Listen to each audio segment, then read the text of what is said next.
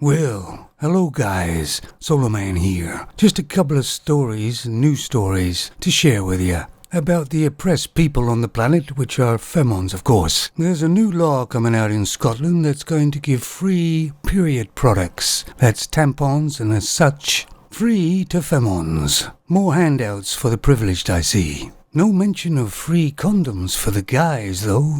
But I'm really surprised they didn't get the guys to pay for the girls' tampons anyway. Of course, inadvertently we are anyway, aren't we? But how privileged can you get? Talk about the society having completely double standards for the sexes, right? If it was equality, then men should get either free condoms or free shaving stuff. But of course that'll never happen, will it? Anyway, I put a link to the story down below. Then I wonder who the Premier of Scotland is. Oh yes, it's Sturgeon, which happens to be a femon. Almost the same thing as May before she left as the worst Prime Minister. She brought in the law for upskirting, so that men could be charged and put into jail for it. There's a kind of pattern here, isn't there? Femons look after femons, but they don't look after men. When they're in power, that is. They don't exist.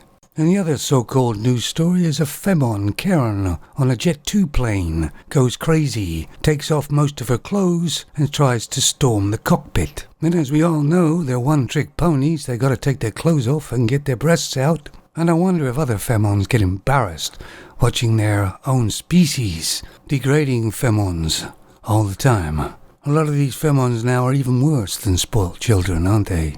They're actually a danger to society, most of them. I mean, since they've been taken off the pedestal, they have fallen a very, very long way. They're actually in the sewers now, aren't they? And I believe that people actually need a rest from the stupidity of the femons nowadays. They're showing how irresponsible and childish they are, and I'm quite embarrassed to be part of society that allows it. And now I'm gonna have a lay down. At my age, that's what we do. Good night.